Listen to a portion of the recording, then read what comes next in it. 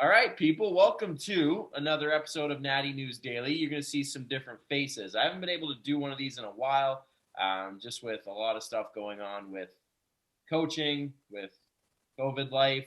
It's been a bit of a challenge, but we're going to revive the Natty News videos here, and I have some guests. You guys would know them from the podcast, but brief introduction for those who maybe don't know. James, give a quick little shout out for yourself. James Johnson. I'm a licensed physical therapist in the States, also a strength coach, personal trainer, whatever title you want to throw at it. I coach people to get in shape. Founder of ATP Performance, which I think right there. And now co-owner because we brought on Brett. So that's me, competitor, coach, practitioner, all that. Awesome. And Dan? Oh man! For yourself. At least you got James go first. But Dan Cole, OCB pro bodybuilder in classic physique. I do some coaching as well under my company DC Hypertrophy and Strength. Own a gym, DCHQ. That's about the extent of it. At least the bodybuilding realm. For those that don't know myself, these two are from the States. I'm up a little north here in Canada, so you find some different language differences between us. That's why. But anyways, so subject of today's video, we're going to talk about the recent switch between the UKDFBA joining forces with the INBA, PNBA, and separating themselves from the WNBF. So just a brief background for those that maybe don't know, because I know some people, just depending on where they are in the world, don't know everything with different federations. The UKDFBA is one of the bigger organizations over in the UK, and they, up until recently, were kind of the driving force for athletes over there to then go to the WNBF. So they had qualifiers, then they would have the British finals, and then typically class winners would get the invite to come over to the US and do WNBF Worlds. And that's how it's been for, I think, the last 10 years. The UKDFBA has been in business. But just recently, they announced joining forces with the INBA, PNBA, which I think is going to shake things up a little bit. So I guess start with initial reactions, guys. What did you think about that when you saw it? Dan, you want it? I was pretty surprised. I mean, WNBF has almost kind of sort of been, I don't want to say the standard, but kind of the front runner as far as national bodybuilding organizations go. Yeah. So for them to separate from the WNBF is kind of a shock to me. So, but I don't know if it's as much of a separation as it is they like just the direction that the INBA is going. And I know we talked about it a little bit over DM about with like Mr. America, how they're promoting it via TV and trying to do stuff like that. I think that's something that's been kind of missed in natural bodybuilding, not necessarily like the TV aspect. I mean, that could be part of it, but just general promotion of it, promotion of individual athletes, all that sort of stuff. So I'm curious to see what the INBA, has bringing to the table that's convinced the UKDFBA, right? Isn't that's all of them? Yeah, Drug-Free Bodybuilding Association. Yeah, UK. Yeah. Okay. Yeah, the UKDFBA to actually switch over to sign a contract of sorts with the INBA rather than WNBF. Yeah, and if you listen to AJ's podcast, there were some hints that there might have been some more like political stuff going on, which we probably will never know about. But, that does hint that maybe there were some changes that the WNBF was trying to enforce that they didn't like. But like you said, Dan, I mean, I've always, like you saw in the US, the WNBF has been like, that's top tier. And they have fantastic competitors in the US. But if now, you're losing a large contingent of high-level athletes, can you now consider Worlds to be a true Worlds competition if you're losing the UK out of all of it? So that loses some of it for me, like right off the bat. It makes me consider other organizations. And the INBA, for as much as in the past I haven't, there's some issues I have with it. Some of the divisions they offer, some of the way they promote, I think is a little bit tacky. but they do a fantastic job of supporting their athletes. And I know that just from talking with some of their high level athletes. I mean, they pay for these guys to go out to shows. They have a true Team USA that they sponsor to go compete in other areas. I mean, they do a lot for them. And now with the Mr. America being televised and a documentary, and then they televised, they were affiliated with Generation Iron for that documentary. So, I mean, they're kind of pushing things in a really good direction where some of these other organizations, it's like, all right, what are you doing to innovate? Yeah, and I think they're incentivizing athletes to actually compete in the organizations because, I mean, even when we say like the WNBF has generally been, it's probably one of the top of the organizations. Like there's guys in the US that are top level that don't compete in the WNBF. Like Siobhan Cunningham comes to mind. I don't think he competes WNBF. He used to. If he doesn't anymore. Did he used to? He doesn't anymore. Like some guys just don't compete. They're not properly incentivized a lot of times to do that. So one thing that like with the Natural Olympia with the INBA, so basically now like the INBA has the European World Championships or however it was, and then the Natural Olympia. That's kind of their two big ones, I guess. But the one thing, like the Natural Olympia, the name value is a selling point for athletes. Like, oh, I'm doing the Natural Olympia, like that. When anybody thinks bodybuilding, it's the Olympia. So just to have the Natural Olympia name, I think there's a lot of value. But also they seem to, as far as like winning goes, like financial gain to be had when you win. I saw like motorcycles to be won if you win, like stuff like that. Natural bodybuilding is not a big money maker, for all things considered. So if you can actually compete and, potentially walk away with a couple grand, why not? Yeah, but I think there's a lot of opportunity to further monetize it because, I mean, not all, but a lot of top level competitors are, have good followings and are making money in bodybuilding. And it's like, I don't know. I don't know the exact formula, but it seems like there's something missing there that. So what do you think? So you mentioned, James, there you said about losing potentially a lot of international competitors, which I've seen a few even change their Instagram handles now. It doesn't say WNBF Pro, it says UKDFBA Pro. I noticed that too. Yeah, a few that I follow, in Q&As and stuff on Instagram have openly said, like, very excited to pursue the Natural Olympia and all that kind of stuff. So there's going to be some names at Worlds already that have basically said, like, no, I'm not going that way. And I believe they said on the podcast, if these athletes choose to pursue the WNBF, they still can. But it sounds like a lot of them aren't, which is going to be very interesting. Well, there's what shows do they have? Their travel has now been, multiplied by a huge factor to just get to a WNBF show, which I think was one of the big reasons that they said they changed as well, because you can get to, some INBA, PNBA shows a heck of a lot closer. So they have other opportunities. It's not just compete once or twice, hopefully qualify, and then come to the States. It's, compete once or twice, but then you also can spread out and do all these other shows in Europe. Well, especially as it's already set up, like it's an expense to compete. You're not getting paid, even at the pro level, you're not really getting paid to compete. So it's like, you're paying out of pocket. And if you're having to travel really far and do all that sort of stuff, like it's financially just, you're not incentivized to do so as much. And also just like traveling in general in that condition is just not fun all the time. So it's one thing too to travel in your country, right? Yeah. You guys had to go to California or go to Vegas or go to New York, wherever Worlds could be held. It's a pain, but not the end of the world. Whereas they're flying, potentially 10, 11, 12 hours on a plane. Yeah. If you're doing that a couple days out, that's not fun for anybody. Well, you just see how your step count changes. You're sitting down all the time. Like, how do you adjust your food? Like, your sleep's all. Yeah, it's like, that's. Yeah.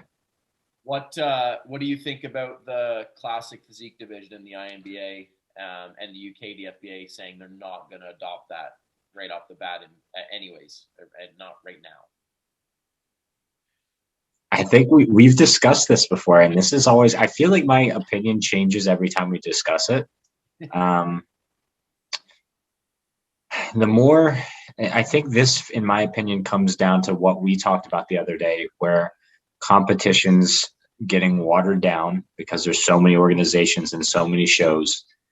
I love the idea of the sport being a little more inclusive, which is why they did classic physique. That's why they have more divisions. Don't make it as extreme as bodybuilding has become.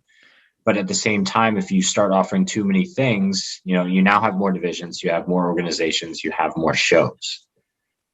There's nothing funneling people to certain shows to make them a big show to then have quality people.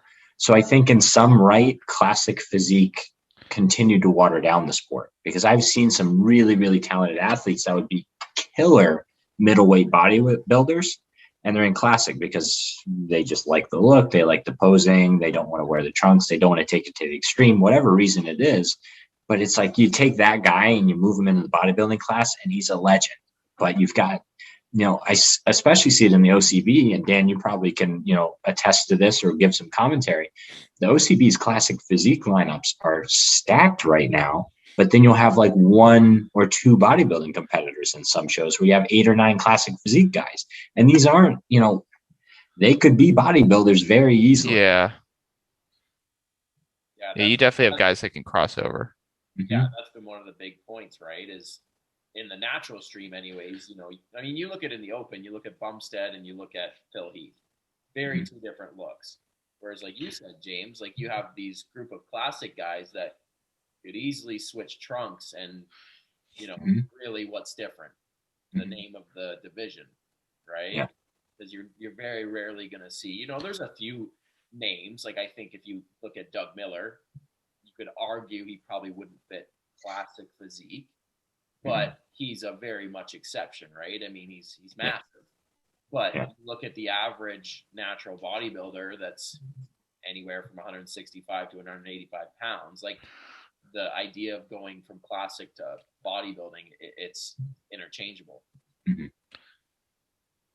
Yeah, in a lot of ways, it definitely is interchangeable. I mean, in my next season, I do intend to compete in open bodybuilding as well. I do intend to use my classic pro card. I technically I think I could compete in open bodybuilding, but since I qualified in classic, I'll probably stick with classic.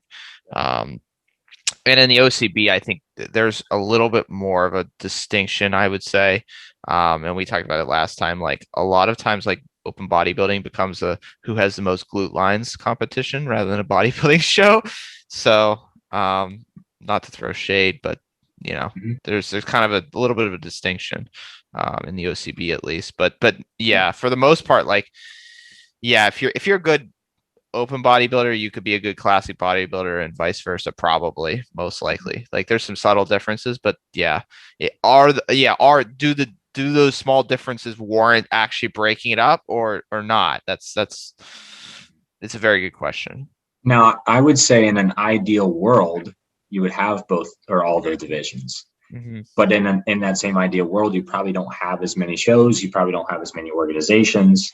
So then each offering has a full stacked lineup, and then people can decide, do I want to diet to the levels of conditioning that are now expected with bodybuilding, or do I want to stay a little bit more full and compete in classic physique? And I think that would be the differentiating factor then. I do love some of the classic poses. I pose a little bit more classic, even though I am transitioning to open bodybuilding now. So unless the posing became more scored in that division, I think it would just be a matter of conditioning at that point.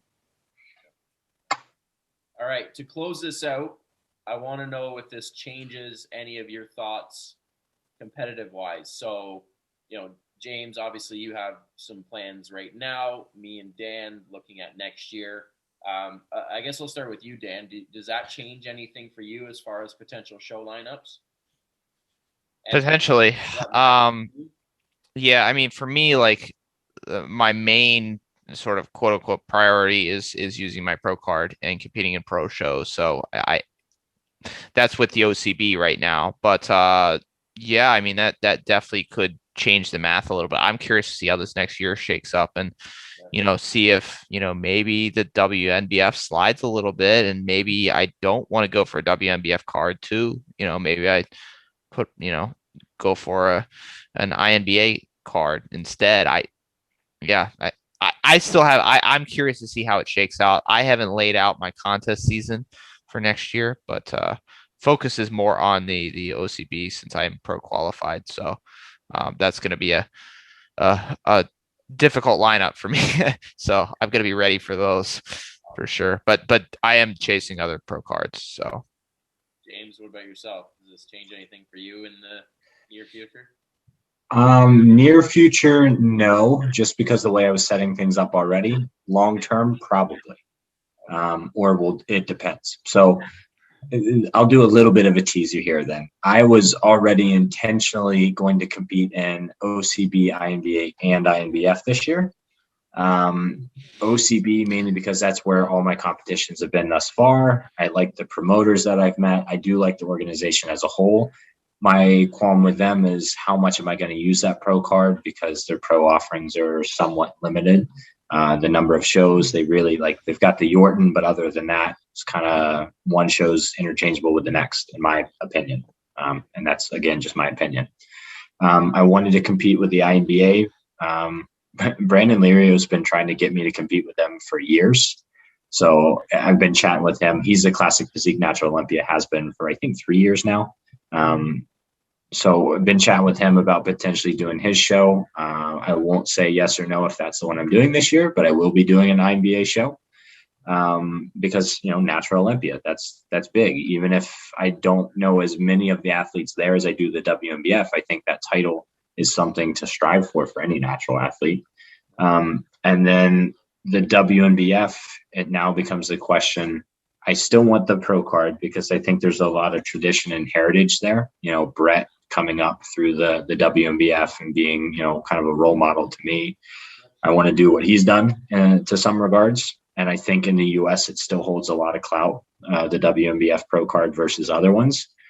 But then that question comes back to me now is, if all of those are achieved, which there's absolutely no guarantee that any of that will be achieved, which one do I pursue more? And I think this next year is going to determine that. See how the organizations react, see what athletes go where, and see where, do I chase PNBA and stick with them more, or do I go WNBF? Should I have the opportunity to do both? So, yeah. What about you, Leroy? And mine's based on the Canada-US border. Honestly, I similar to James. I think just with all the years that the WNBF has been in business and the names that have held that, Brett being one of them, I think is amazing. Brian Whitaker's a name that I think many athletes look up to as being one of the best ever. So there's a lot of lineage there that I think holds a lot of, I guess, sentimental value, if that makes any sense. But, with top shows in mind, there's Worlds, which it's still going to be regarded as the top, international competition. We'll see. Like you said there, James, about the Natural Olympia being like a pretty interesting title to hold one day is obviously something that's attractive to any competitor. So we'll see. It definitely changes at least little things. I'll definitely be talking to my coach about it next time we chat and seeing what his take on it is and where he thinks I might fit best. We've talked about different divisions before, or different organizations before, and the one thing he told me, I think, if I remember correctly, about the INBA, the INBA, is they tend to favor bigger guys. So me historically being a lightweight, at the end of the day, I want to be where I'm most competitive, whether or not it's necessarily the biggest organization at that time. I'd rather do a WNBF show with a deep lineup than an INBA show where maybe I'm not as looked at because I'm just a smaller athlete, right? So there's a lot of Don't underestimate your size there, Leroy. I've seen your quads and your chest, man. Yeah. We'll see. This size doesn't matter as much as that. The width, yeah. We'll see what 2022 holds. But yeah, there's definitely things that will be considered for sure. But as a natural bodybuilder, you have the ability to, kind of compete where you want. Like, not many people are tied to an organization. I wouldn't be surprised to see that that change, or organizations try to tie them to, get exclusive rights, so to speak, on some top tier athletes. But yeah, as of right now, yeah, that's kind of the way of natural bodybuilding, though. I think that would be very interesting for the sport if, in some form or another, contracts start to pop up. No matter like whether they're very lucrative or not, but just the idea of organizations saying like, James, we see value in you as a competitor. We want you to stay here. Okay, you then as an athlete and a businessman then can say, okay, well, what does that mean? Is that advertising? Is that my name on promotional material? Is that financial security? Like, what does that look like? I think that'll be, hopefully, because that's definitely some good incentive, and definitely what the natural side of things lacks that the open side absolutely obviously has aplenty, whether it be supplements, magazines, whatever, right? For the natural stream, that is a very limited thing. So it would be very good, I think, if more places did something like that. I'd say right now, based on everything, if someone's going to do it, it's going to be the PNBA. I mean, they've got a magazine, they've got documentary, they've got television rights to some of their shows. I mean, I could see that coming in the next couple of years. I think there might be some big changes to the sport. They seem to be the one most willing to pour money into it, from what I can see from the outside, though. I'm from the outside, so. All right, people, that's going to close it out for the first reinstallment of Natty News Daily. All our social media is going to be linked down below, so you can find us and look forward to the next episode. The plan is to do these every Thursday and hopefully have them up on Fridays. So thank you from all of us at Natty News. We'll see you guys in the next one.